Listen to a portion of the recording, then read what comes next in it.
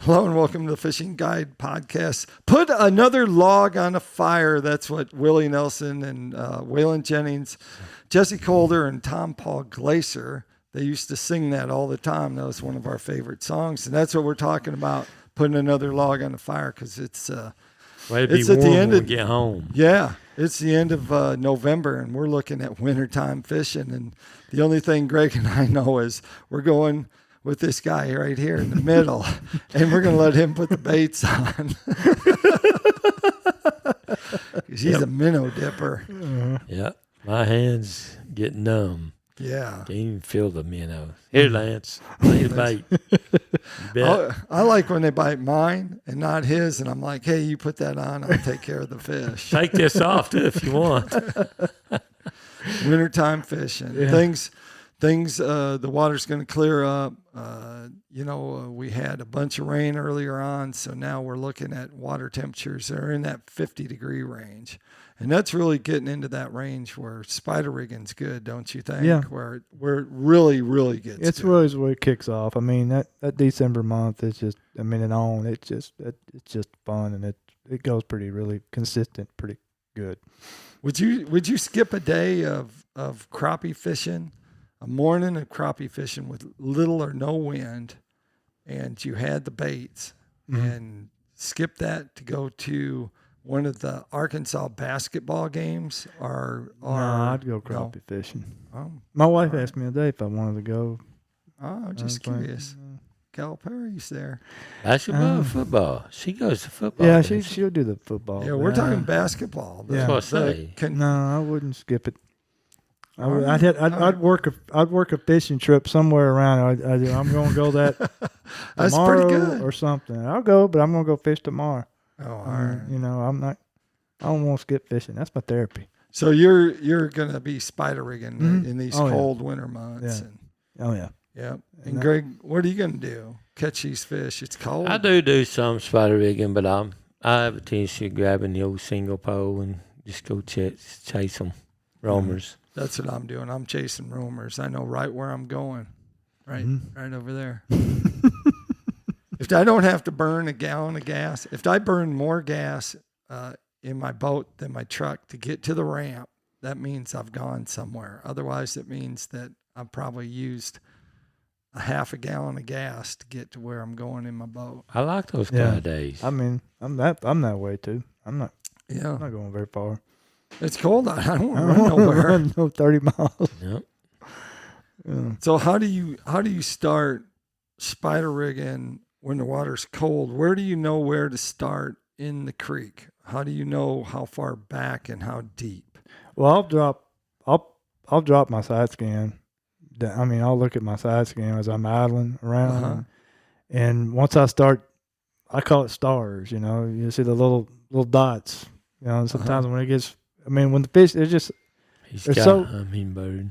yeah, at the hummingbird magnet. Right. So once I start seeing dot after dot after dot, why keep looking, and Right. just put them out, But a lot of times it won't be till you get halfway back, and then I'll start there, But I might see them all early or deeper part, but I like to fish shallow. It's just what I like to do. But you probably won't see those as many, but I know they're there Just from give him a previous year. couple hours for that 12-foot. He's in 5-foot. Yeah, but I just like to catch them shallow. But I know they're there. If I might even not see them, but just previous years, I just know they're going to be there. Right. But I'll usually still run my side scan when I'm going in to know exactly where I need to start in the creek arm. How about you, Greg, when you're single pole? Well, a single pole, and I just roamers. catch them out in the middle of the lake. But how do you know which part of the lake to start at? I start where I start normally because I got to go by it. Right. But other people drive all the way from Rogers. They get to the ramp and then they drive 8 Well, miles a lot of times or I 8 come miles from Hickey down. Creek because Yeah. it's just You just easier start for me there? to- yeah, I'll start there or kind of get on a. If you get on a kind of a pattern that they're in certain depths of water and on a flat with very little structure Yeah. or brush piles or whatever, if I do need to make a move, I just go to the resemblance of that water to the next stop and the next stop until I find them. And I'll do it like he does a lot. As I'm pulling into an area that I think that they might be in, Right. I watch the side scan. And if I can find them on side scan or on regular sonar, either way, I drop the trolling motor and we're fishing. Mm-hmm. Yeah. But, you know, as a general rule in the wintertime, you might find a few that's staging in 20 foot of water, but a lot of times we go down to 15, 12 foot of water and catch them anywhere from 2 foot under the surface to 3. It's really kind of weird because a lot of times, you'd think on a real nice, pretty sunny day, boy, we're going to have this. Today's the day. We need to be there. No. I'd rather have the old cloudy. I'd rather have a heavy cloudy. The nastier the weather, the better it is. I don't know why that is, but it's just, I don't know. It's in the same way probably with you. Mm-hmm. I like cloudier If you take days. an old cloudy, and that's why I like the mornings so well, is because you can go out there and you can fish First 3 hours, your best before you ever get good sunlight on the water. Right. And a lot of times we'll have a fair amount of fish before that hits. And when you're roaming, like last year, I found a lot of times when they were roaming, and I was out fishing roaming fish, I'd find an individual laydown. Right. And sometimes the smaller the laydown, the better the fish were. And and sometimes it'd be stacked and you could get multiples. But a lot of times you get that first one, and then, it's just and most generally, too, even if you're finding them roaming and not on the structure, you'll be fishing along just catching single fish here and there. Right. And then all at once you'll see a whole wad of 10 or 12 of them come through. And if you can stay with them, just like him at spider rigging, if he has a group of them come through and he gets his baits in there, he's going to catch half of them. You can kind of track them down with spider rig. Yeah, A group. Yeah, I'll stay with them. If I'm panning, I see them, I'll go at them and stay with them while I'm still. I'll move poles, juggle poles over to try to keep fish on them, and I might end up having 6 poles with no baits on them and 6 fish flopping in the floor because I'm okay. Now I got to but I'll try to stay with them while I'm rebaiting too, and it's kind of hard because you got trolling motor, it's when you need a partner. It's about time I called Greg. I'm like, God, I wish you were with me. So, Get deer season behind it. Yeah. Be ready. Yeah. You need to put those in a cooler though. Don't let them flop around on your floor. That's kind of unhealthy. Man, he likes to slime in the floor, man. Yeah. He just loves he likes to step out on the floor barefooted and then just come up between his toes, He does. I'll too. eventually get them. I'll eventually get them in there. I just like to get everything baited before I get up. The day he brings his boat home and parks it in the garage at his mom's house, and it doesn't stink, she'll know that he has not had a good day. That's right. I'm thinking he should build a chute. Like a tube, like a PVC tube, that goes from his steering. That thing. right there will work. There it is. It's my B&M. It's time for me to fill that back up again. They need to send me another tube.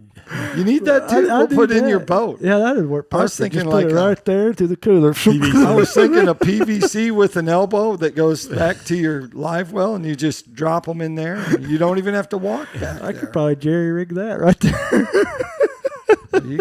You're going to have to fight the grandkids for that one. Wrestle them down. That's a big there's 2 of them now, so you have to catch fish to feed them. That's for sure. Yeah. You're moving around, you're looking for fish, and as you said earlier on, it's the bite is there. In the wintertime, is there certain colors that work better for lures in the wintertime for you? say we can say like Beaver Lake and Table Rock, Bull Shoals, all those are about the same reservoir. Yeah, and Red and white. And in the wintertime too, we Red always white. seem to have a little color, Yeah, stains. a little. So I like the whites. Whites. All right. Yellow and white. Yellow and Pink white. and I like pink white, and white and yellow and red and I mean, white. they work real well. And then of course some of your old traditional black and chartreuse to red and chartreuse. I like purple and stained water as well. Browns, purples. Have you changed your jig size to like an 1/8 ounce? When the water I've gets got to colder, where I we're in don't- 50 degrees. I don't throw anything smaller than an 1/8 in the wintertime hardly. Right. ever. 1/8 to a quarter. Yeah, and then you're going still with the 3/16. light. Yeah, I'll usually use Your- it your light 3/8 to rig. a half-ounce rig. Just depends on what depth of water and the wind Yeah, conditions. And then I'll put if I do jigs, I'll put just a 1/16 ounce, a scope Two eye, jig. and then in Yeah. a tube and dip it with a minnow. Yeah. Just that tipping. That one day we were out there and we started tipping. We started catching them. yeah. And we had just like one tube on 4 rods on one side, and that was the one they were Yeah, biting. They one wouldn't yeah. bite the other ones. Yeah, Right. and, I mean sometimes if it's doing that, I'll put them in a jig, I'll start kind of just put them on. I'll just put them on the hook. I won't even worry about doing The the jig. squirrel yet. tail jigs work pretty good in the wintertime too. Yeah, Is that a hair jig? Squirrel. yeah, it's just it's a hair tape. Mr. Williams ties them with squirrel hair, squirrel tails. Mr. Williams. who's Kent that? Williams, his name. He's Wow. He's from Where's East he from? Arkansas. He's from Blytheville. He's over from Oh. originally where I'm from.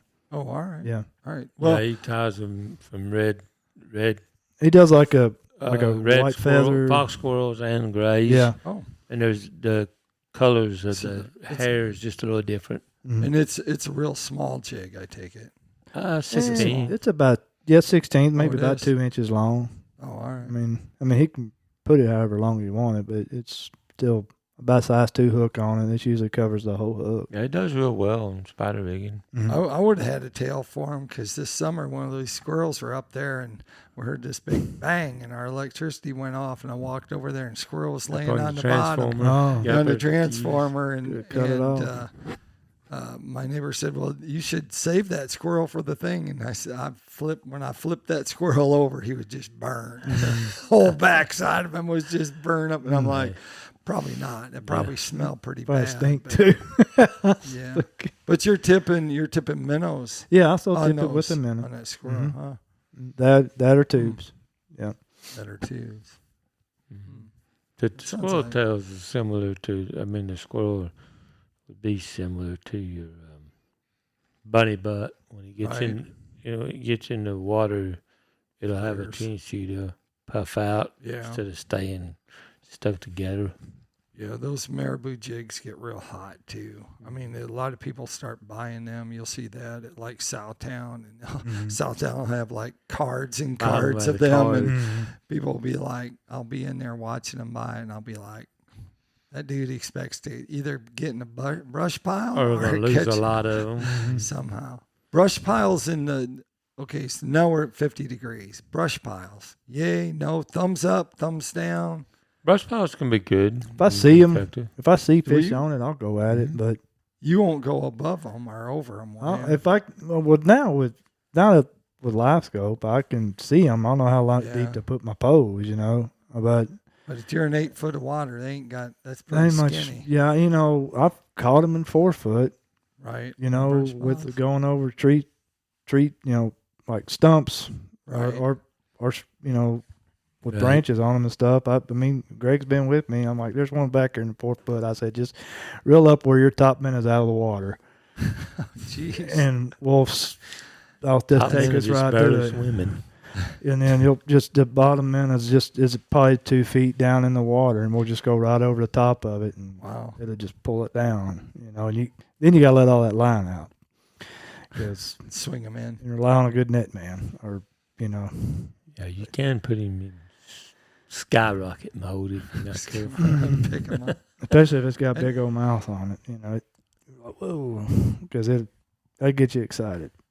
How about brush piles for when you get off those roamers, you see that brush pile, and it's loaded Oh, yeah. with crappie. You just drop your jig right down on it, 8 ounce. Trouble is, most of them just seem small Yeah. Yeah. on those staying But piles. if you'll get to looking, though, especially in the wintertime, your better fish will be, whether there's just one or two, might just be one or two, but they'll be on the other end of they separate themselves from the little fish, or they'll be below them. I've The noticed little that ones will be lately. up here at the top, and your bigger fish. Of course, if that's the case, you got to get through all the little ones to keep from hitting your jig to get to the bigger one. But if you can get on that bigger fish, he'll eat, and it's usually a good fish. I've been using the round ball head, unpainted bronze hooks that Mitch sells, and they're really cheap, and you get like 10 in a pack. I'll put a pointer shad on it, and I go, this one's a sacrifice, because I can see him in there, and I'll go down I go. But I've been putting that on the anniversary rod, and that's how I've been getting down. I get over top of them, because usually if they're buried in there, they won't move, it seems like. Right. Like they think they're safe, but they don't realize someone's on top there that's got an endless supply of jig heads. Right, Mitch? Endless? Well, as long as they're the unpainted ones. Yeah. Because they're inexpensive. So, I mean, that's the way to go. If there's one key to catching these wintertime fish, when the water gets to that 50 degrees, what would it be? Bring minnows and go slow. Oh, bring minnows and go slow. Move slow. Yep. And how about on roamers? And it's 50 degrees, and Drag out the old pole, long pole, and hold it right over the top of his head, and he's going to eat if he's going to eat. All right. Yeah, I agree with all that stuff. I like the idea. They seem to. I mean, I don't do as well with the casting rods because you're constantly having to move your jig. Yeah. And I mean, you drop it down there and you just hold it still.